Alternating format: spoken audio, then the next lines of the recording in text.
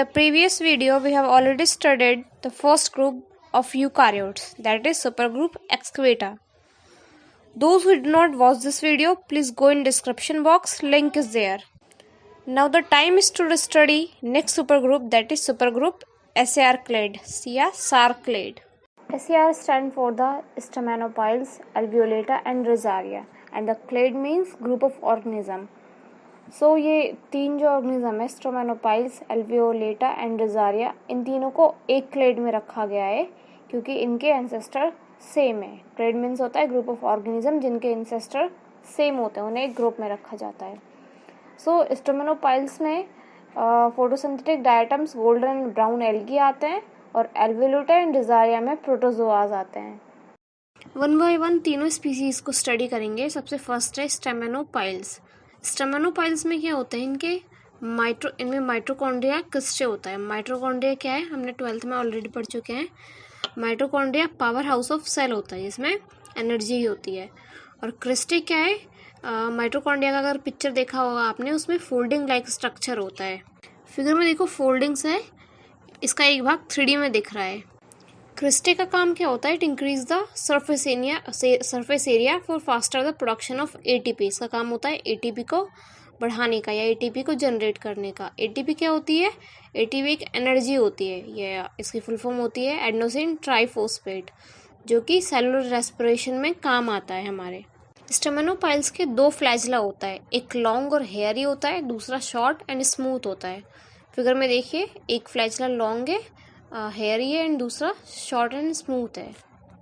और स्टेमेनोपाइल्स में brown algae, yellow algae, diatoms क्या होता है, डायटम्स भी एक एल्गी है जो अपना खाना खुद बना सकती है.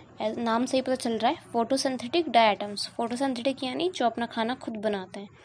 दूसरा क्या, ये लाइट एनर्जी को केमिकल एनर्जी में भी चेंज कर सकते हैं बाय फोटोसिंथेसिस. ऑपरीनीड्स को भी इसी ग्रुप में रखा हुआ है. जो ऑपरीनीड्स क्या है, ये भी एक तरह के स्टेमेनोपाइल्स हैं. ये क्या होते हैं, कमेंसल्स होते हैं फ्रॉक के अंदर, यानी फ्रॉक के अंदर रहते हैं ये. और इनको भी इसी ग्रुप में रखा गया है, स्टेमेनोपाइल्स ग्रुप में. और इनके अलावा हेलोजोन्स, एक्टिनोफ्रिज और एक्टिनोफेरियम को भी इस ग्रुप में रखा गया है. मॉलिक्यूलर फाइलोजेनेसिस क्या है, मॉलिक्यूलर फाइलोजेनेसिस का मतलब है डीएनए, जीन्स और एंसेस्टर वगैरह को पढ़ के जब ये पाया गया कि इनके जो सिम्टम्स हैं, इनमें जो स्ट्रक्चर है या इनमें जो भी फीचर्स पाए गए हैं वो स्टेमेनोपाइल्स के सेम है, यानी उनके जैसे ही हैं, तभी इन्हें एक ग्रुप में रखा गया है. Second group of SAR clade is Alveolata. इनकी मेम्ब्रेन में एल्वियोलाई होती है. एल्वियोलाई क्या होती है, थैलिया टाइप. और इन एल्वियोलाइज में फ्लूइड भरा होता है, वो लिपिड, फैट या वैक्स हो सकता है. एल्वियोलाई की वजह से ही इसको एल्वियोलेटा का नाम दिया गया है. इनका मोड ऑफ न्यूट्रिशन फोटोसिंथेटिक और हेटेरोट्रॉफिक है. इस सुपर ग्रुप के 3 फाइलम है, सीलियोफोरा, डायनोफ्लैजिलेटा एंड एपिकॉम्प्लेक्सा. और एपिकॉम्प्लेक्सा फाइलम के 2 क्लास है. वन बाय वन स्टडी करेंगे. अब फाइलम सीलियोफोरा के स्पीसीज पे उनकी बॉडी पे फाइबर्स होते हैं, फाइबर टाइल लाइक स्ट्रक्चर होते हैं जिसको सीलिया कहते हैं. और इसीलिए इसके बेस्ड पे ही इसकी बॉडी पे सीलिया को देख के इसका नाम सीलियोफोरा रखा गया है. इनका जो हैबिटाट है, ये कहाँ पे रहते हैं, किस जगह पे रहते हैं, फ्रेश वाटर में, मराइन हैबिटाट और मोस्ट सॉइल में भी रहते हैं. फिगर में आप देख सकते हैं इनकी बॉडी पे सीलिया दिख रहा है. इनका मोड ऑफ न्यूट्रिशन होता है symbiotic, parasitic and free living. Symbiotic क्या होता है, जो 2 लोगों के बीच में एक कनेक्शन बन जाता है, जो दोनों लोग एक दूसरे को प्रॉफिट पहुंचाते हैं. पैरासाइटिक किसी के बॉडी पर रह के हमें पता है. और फ्री लिविंग क्या होते हैं कि एक ऑर्गेनिज्म दूसरी ऑर्गेनिज्म की बॉडी पर रहता है बट विदाउट एनी प्रॉफिट पहुँचाए हुए, उसको कोई प्रॉफिट नहीं देता है. इसका एग्जाम्पल है पैरामीशियम. पैरामीशियम का एक स्पेशल फीचर है इसमें. इसके बॉडी में 2 टाइप्स के न्यूक्लियाई प्रेजेंट होते हैं, एक लार्ज माइक्रो न्यूक्लियस और टेनी माइक्रोन्यूक्लियाई, जो कि बहुत सारे होते हैं। फिगर में आप देख सकते हैं एक लार्ज माइक्रोन्यूक्लियस है और यहाँ पे बहुत सारे माइक्रोन्यूक्लियाई हैं। माइक्रोन्यूक्लियस का काम होता है फंक्शन करना, ऑर्गेनिज्म की बॉडी का फंक्शनिंग का। और जो माइक्रोन्यूक्लियस होता है वो डिप्लॉइड होता है। डिप्लॉइड मतलब होता है 2 complete sets of chromosome 1 from each parent. यानी डिप्लॉइड मतलब ये हो गया है कि 2 कंप्लीट सेट होगा क्रोमोसोम का हर एक पेरेंट से, मेल और फीमेल दोनों से। ये टोटल 23 क्रोमोसोम्स के पेयर होते हैं, यानी सिंगल 46 होते हैं, जिसमें 22 ऑटोसोम्स होते हैं और एक सेक्स क्रोमोसोम होता है। और इसका काम होता है, माइक्रोन्यूक्लियस का काम होता है सिर्फ रिप्रोडक्शन का काम थ्रू कंजुगेशन। कंजुगेशन क्या है? एक टाइप की रिप्रोडक्टिव प्रोसेस है, रिप्रोडक्शन का प्रोसेस है, जो कि आगे हम डिटेल में पढ़ेंगे। फिगर में देखिए, इसमें मैक्रोन्यूक्लियस और माइक्रोन्यूक्लियस दिख रहे हैं। सुपर ग्रुप एल्वुलेटा का नेक्स्ट फाइलम है फाइलम डायनोफ्लैजिलेटा। डायनोफ्लैजिलेटा में जो मोस्ट ऑफ द स्पीसीज हैं वो ओशियन में रहते हैं और कुछ फ्रेश वाटर ड्वेलर्स होते हैं। ड्वेलर्स यानी रहने वाले या रहने की जगह। इनके जो सेल्स होते हैं वो नेक्ड होते हैं। नेक्ड का मतलब है कि जो डायनोफ्लैजिलेटा हैं वो 2 कवरिंग से सराउंडेड होते हैं, जिसको एम्फिशीमा कहते हैं। एक होती है आउटर कवरिंग और एक होती है इनर कवरिंग। और इन दोनों कवरिंग के बीच में एक वेजिकल्स होते हैं या मेम्ब्रेन होते हैं। फ्लैटेड वेजिकल्स और मेम्ब्रेन होते हैं। और इन वेजिकल्स में थीकल प्लेट्स या सेलुलोज प्लेट होती है, जिनका काम होता है प्रोटेक्शन का काम। बट डायनोफ्लैजिलेटा में ये एब्सेंट होता है, यानी इन वेजिकल्स में जो थीकल प्लेट या सेलुलोज प्लेट्स होती है वो डायनोफ्लैजिलेटा में नहीं होता है, और इसीलिए हम इसे नेक्ड कहते हैं। एक मैं फिगर दिखा रही हूँ आपको। फिगर में देखिए, एम्फिशीमा का है, ये स्नैक का है। इसमें आउटर मेम्ब्रेन है और इनर मेम्ब्रेन है। इनर मेम्ब्रेन का नाम नहीं है, but we can see that inner membrane है। और दोनों मेम्ब्रेन के बीच में थीकल प्लेट और थीकल वेजिकल्स है। बट डायनोफ्लैजिलेटा में ये थीकल प्लेट्स नहीं होती है, और इसीलिए इसे नेक्ड कहा जाता है। इसका काम होता है प्रोटेक्शन का। नेक्स्ट, डायनोफ्लैजिलेटास के 2 फ्लैजिला होता है। एक बॉडी से आउट होता है, एक बॉडी के बाहर होता है फ्लैजिला, जो कि थोड़ा बड़ा होता है। और एक फ्लैजिला ग्रूव में होता है, बॉडी के साइड में एक ग्रूव होता है, उसके अंदर होता है। ग्रूव यानी पॉकेट टाइप। और बोथ जो फ्लैजिला होता है, दोनों फ्लैजिला एक दूसरे के परपेंडिकुलर होते हैं। फिगर में एक ट्रांसफर फ्लैजिला है जो कि ग्रूव के अंदर है, और एक लॉन्गिट्यूडनल फ्लैजिला है जो कि बॉडी के बाहर है, और ये दोनों एक दूसरे के परपेंडिकुलर हैं। इनका मोड ऑफ न्यूट्रिशन क्या होता है? इनमें से जो हाफ होते हैं वो प्योर हेटेरोट्रॉपिक होते हैं, यानी अपने फूड के लिए दूसरों पे डिपेंड करते हैं। लेकिन इनमें से और बहुत सारे मिक्सरट्रॉपिक भी होते हैं। मिक्सरट्रॉपिक यानी जो हेटेरोट्रॉपिक और फोटोसिंथेटिक दोनों होते हैं। इनमें से कुछ जो स्पीसीज होते हैं वो इकोलॉजिकली इम्पॉर्टेंट होते हैं, यानी हमारी इकोसिस्टम को फ़ायदा पहुंचाते हैं। जो इनमें से कुछ जो स्पीसीज होते हैं वो हमारे इकोसिस्टम को नुकसान पहुंचाते हैं रेड ब्लूम फिनोमिना के थ्रू। अब ये रेड ब्लूम फिनोमिना क्या होता है? कंटिन्यूस पीरियड के बाद, यानी इनके में एक ऐसा टाइम आता है जब एक्सप्लोसिव रिप्रोडक्शन होता है, यानी रिप्रोडक्शन बहुत ज़्यादा मात्रा में होता है। और उसके कारण क्या आता है, जहाँ पे ये रहते हैं, जिस रिवर में या जिस ओशन में रहते हैं, उस जगह को पूरा टॉक्सिक कर देते हैं, और उस जगह का पानी का कलर बिल्कुल चेंज हो जाता है, और इस फिनोमिना को हम रेड ब्लूम कहते हैं। और इस फिनोमिना में कुछ टॉक्सिक्स निकलते हैं जो कि इनवर्टिब्रेट्स और फिश को नुकसान पहुंचाते हैं। पानी में रहने वाले जितने भी ऑर्गेनिजम्स होते हैं उन्हें इससे नुकसान होता है। एल्वुलेटा सुपर ग्रुप का 3rd फाइलम है, फाइलम एपिकॉम्प्लेक्सा। एपिकॉम्प्लेक्सा के सारे मेंबर पैरासाइटिक होते हैं, और ये सारे के सारे एनिमल के टिश्यू पे रह के वहीं पे रहते हैं और वहीं पे रिप्रोड्यूस करते हैं। इनकी लाइफ साइकिल कैसे होती है? ये एनिमल के बॉडी में पहुंच के वहाँ पे कंटिन्यू डिवाइड होते हैं, और डिवाइड होने पे वो स्पोरोजोइट प्रोड्यूस करते हैं। स्पोरोजोइट के एक एंड पे कुछ ऑर्गेनेल्स होते हैं जिसको हम एपिकल कॉम्प्लेक्स कहते हैं। इसका काम क्या होता है?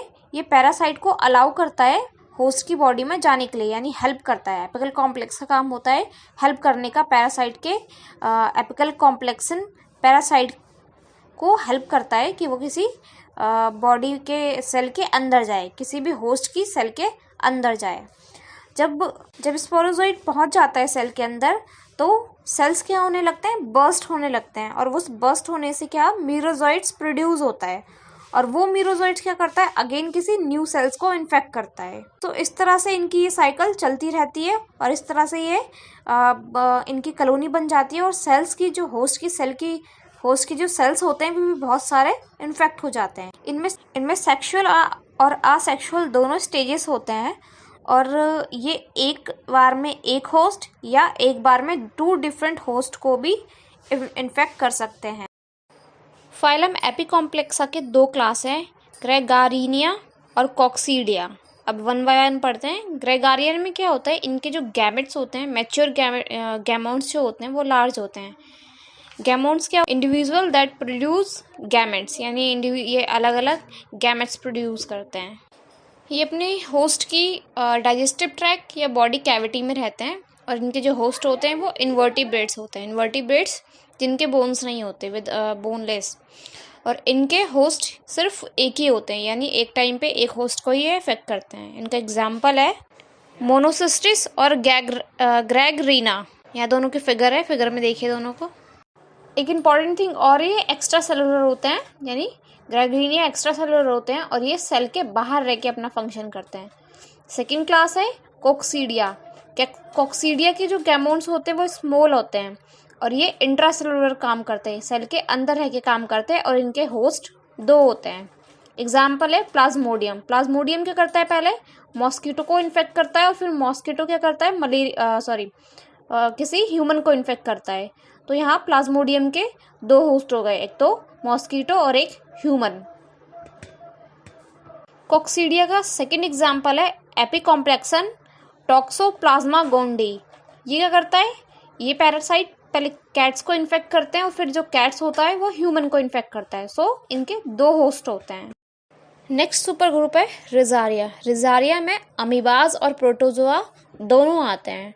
तो अमीबा को इस ग्रुप में इसलिए रखा गया है, इस प्रोटोजोआ के ग्रुप में इसलिए रखा गया है क्योंकि जो इसके जो प्रोटोजोआज होते हैं वो उसके जो कैरेक्टर होते हैं वो अमीबा की तरह होते हैं, यानी कि अमीबा में सुडोपोडिया होता है और प्रोटोजोआ में भी सुडोपोडिया होता है, बट एक्चुअल में ये दोनों एक दूसरे से बिल्कुल डिफरेंट होते हैं, क्योंकि जो इस ग्रुप के जो प्रोटोजोआज है उनके सुडोपोडिया पे थ्रेड लाइक स्ट्रक्चर होता है, हेयर लाइक स्ट्रक्चर होता है। फिगर में देखिए, ये सुडोपोडिया पे हेयर लाइक स्ट्रक्चर है, ये प्रोटोजोआ का सुडोपोडिया है। रिजारिया के 3 फाइलम है, 1 बाय 1 तीनों फाइलम को पढ़ेंगे। फाइलम सर्कोजा में अमीबॉइड आते हैं और फ्लैजिलेटेड प्रोटोजोआज आते हैं। इनका कोई परमानेंट बॉडी स्ट्रक्चर नहीं होता है और ये खाना खाने के लिए थ्रेड लाइक सुडोपोडिया का इस्तेमाल करते हैं। सुडोपोडिया क्या होता है, टेम्परेरी मूवमेंट फॉर फीडिंग, यानी टेम्परेरी मूवमेंट होती है इनके खाना खाने के लिए, और उस टाइम पे जो इनका स्ट्रक्चर बनता है उसको सुडोपोडिया कहते हैं, जो कि बाद में चेंज हो जाता है। ये marine, fresh water and soil में पाए जाते हैं। इनका जो मोड ऑफ न्यूट्रिशन होता है, इनमें से कुछ प्लांट और एनिमल पे रह के अपना खाना लेते हैं, यानी प्लांट्स एंड एनिमल्स पे पैरासाइटिक होते हैं, और जो कुछ होते हैं वो मिक्सोट्रॉप्स होते हैं। इसका एग्जाम्पल है पॉलिनेला क्रेमेटोफोरा। पॉलिनेला क्रेमेटोफोरा क्या एडोट्रॉप्स होता है, एडोट्रॉफिक मोड ऑफ न्यूट्रिशन अपनाता है, बट इसे फोटोसिंथेसिस करने के लिए साइनोबैक्टीरिया पे डिपेंड होना होता है, यानी साइनोबैक्टीरिया के पास ऐसे एपरेटस होते हैं जो कि पॉलिनेला के लिए इम्पॉर्टेंट होता है और वो इसी के थ्रू फोटोसिंथेसिस कर सकता है। सो ये दोनों एक सिम्बायोटिक रिलेशनशिप में रहते हैं, यानी पॉलिनेला इसको रहने के लिए जगह देगा और साइनोबैक्टीरिया इसको वो एपरेटस प्रोवाइड करेगा। रिजारिया का सेकेंड फाइलम है फाइलम फोरामिनीफेरा, जिसको फोरामिना भी कहते हैं, और फोरामिना का मतलब होता है कि स्मॉल ओपनिंग, जिससे कोई भी चीज़ ट्रांसफ़र हो सके। फोरामिना में कुछ शेल्स होते हैं जो कि पोरस होते हैं। पोरस का मतलब जिसमें पोर्स हों या छोटे छोटे छेद हों, जिनको हम टेस्ट्स कहते हैं। ये हार्ड होते हैं जो कि कैल्शियम कार्बोनेट से बने होते हैं, और कैल्शियम कार्बोनेट से बने होने के कारण ही ये हार्ड होते हैं। इन शेल्स में बहुत सारे चैम्बर्स भी हो सकते हैं जिनको हम मल्टीलॉक्यूलर कहते हैं, या सिंगल चैम्बर भी हो सकता है जिसको हम यूनिलॉक्यूलर। और ये जो चैम्बर्स होते हैं ये स्मॉल अपर्चर या फोरामिना से सेपरेट होते हैं, अलग होते हैं, यानी फोरामिना इन चैम्बर को अलग करता है और इसीलिए इस स्पीशीज का नाम फोरामिनीफेरा रखा गया है। मोड ऑफ न्यूट्रिशन इनका सिम्बायोटिक होता है, यानी ये फोटोसिंथेटिक एल्गी के साथ सिम्बायोटिक रिलेशनशिप में रहते हैं। इनका जो सिम्बायोटिक रिलेशनशिप होता कैसा है, फोटोसिंथेटिक एल्गी इन्हें खाना बना के देती है और एल्गी को बदले में रहने के लिए जगह मिलती है, यानी ये एल्गी इनके टेस्ट्स में रहती है। और पोरस सेल कह सकते हैं, टेस्ट्स कह सकते हैं या पोरस सेल कह सकते हैं। ये फ्रेश वाटर या मराइन वाटर में पाए जाते हैं। 90% जो फोरम स्पीशीज होते हैं वो फॉसिल्स बनाते हैं। फॉसिल्स कैसे, मरने के बाद ये सारे इकट्ठा होके सेडिमेंट्री रॉक में कन्वर्ट हो जाते हैं। या फिगर में देखिए आपको सेडिमेंट्री रॉक दिख रहा होगा, इसमें ये होता है सेडिमेंट्री रॉक। या फिर ये मराइन सेडिमेंट में भी कन्वर्ट हो जाते हैं। मराइन सेडिमेंट क्या होता है, ये पानी के बिल्कुल अंदर चले जाते हैं। ये आपको फिगर में दिख रहा होगा। इस फिगर में देखिए ये फोरामिनीफेरा का स्ट्रक्चर है। इसमें आपको अलग अलग चैम्बर्स दिख रहे होंगे और ये चैम्बर्स फोरामिना से सेपरेट हो रहे हैं, यानी फोरामिना इन्हें सेपरेट कर रहा है। रिजारिया का थर्ड फाइलम है फाइलम रेडियोलेरिया। रेडियोलेरिया कैसे होते हैं, ये डेलिकेट यानी कि नाजुक, इंट्रिकेट यानी कि एक पार्ट में बहुत सारे पार्ट होना, सिमेट्रिकल मतलब होता है अगर हम इनको काटे या डिवाइड करें तो ये इक्वल पार्ट्स में डिवाइड होंगे। इनका जो स्केलेटन होता है वो सिलिका से बना होता है। So they have delicate, intricate, symmetrical internal skeleton which is made up of silica. इनकी बॉडी में सेंट्रल कैप्सूल होता है जो कि इनर साइटोप्लाज्म और आउटर साइटोप्लाज्म को अलग करती है। और उस सेंट्रल कैप्सूल्स के पास परफोरेशंस होते हैं। परफोरेशंस या पोर्स कह सकते हैं, छोटे छोटे छेद जो कि इनर और आउटर साइटोप्लाज्म को अलाउ करते हैं अंदर या बाहर जाने के लिए। फिगर में देखिए इंट्रा कैप्सुलर है, एक्स्ट्रा कैप्सुलर है और इन दोनों को जो डिवाइड कर रहा है वो सेंटर कैप्सूल है। इनकी सेंट्रल बॉडी से सुडोपोडिया निकलता है जो खाना खाने के लिए इस्तेमाल करते हैं, जो कि एक्साइल रोड से सपोर्ट होता है और जिसको हम एक्सोपोडिया कहते हैं। फिगर में देखिए आपको एक्सोपोडा दिख रहा है, यही एक्साइल रोड्स हैं। इन रेडियोन्स के मरने के बाद इनके जो स्केलेटन होते हैं वो समुद्र की सतह पे सेटल हो जाती है या सी फ्लोर पे सेटल हो जाती है एज सी ooze। अब ये सी ooze क्या होता है, सी ooze डीप सीज में पाया जाता है, यानी गहरे समुद्र में पाया जाता है, समुद्र के फ्लोर पे पाया जाता है, जिसमें जो 30% होता है वो स्केलेटन होता है और बाकी बचा हुआ रिमेन जो होता है वो माइक्रोस्कोपिक ऑर्गेनिज्म होते हैं। यानी कि बेसिकली क्या है, सी ooze क्या है, deposit of soft mud on the ocean floor, यानी कि ये सारे का सारा मड में, कीचड़ में चेंज हो जाता है। फिगर में आपको ये सी का फ्लोर दिख रहा है जिसपे मड है, यानी ये स्केलेटन है रेडियोन्स और बहुत सारे ऑर्गेनिजम्स के। अब सुपर ग्रुप सार का एक बार ओवरव्यू कर लेते हैं। सुपर ग्रुप सार्कलेड यानी SAR का फुल फॉर्म क्या था, स्टेमेनोपिला एल्वियोलेटा एंड रोजारिया। तो S फॉर स्टेमेनोपिला, A फॉर एल्वियोलेटा और R फॉर रोजारिया। और ये क्लेड का मतलब ऑलरेडी हमें पता है कि ग्रुप ऑफ ऑर्गेनिज्म। तो ये तीनों की तीनों क्या है, सुपर ग्रुप है। अब स्टेमेनोपिला का कोई भी फाइलम नहीं है, एल्वियोलेटा के 3 फाइलम है। सबसे पहला है सीलियोफोरा, डायनोफ्लैजिलेटा और एपिकॉम्प्लेक्सा। एपिकॉम्प्लेक्सा के भी 2 क्लास हैं, ग्रेगारिनिया और कोक्सीडिया। और रोजारिया सुपर ग्रुप के भी 3 फाइलम है, सर्कोजा, फोरामिनीफेरा और रेडियोलेरिया। तो सुपर ग्रुप हमारा यहीं पे फिनिश्ड होता है, हमारा कंप्लीट हो गया। और नेक्स्ट वीडियो में हम सुपर ग्रुप यूनिकोंटा के बारे में पढ़ेंगे। Thank you for watching my video. If you like this, please like and comment and subscribe my channel.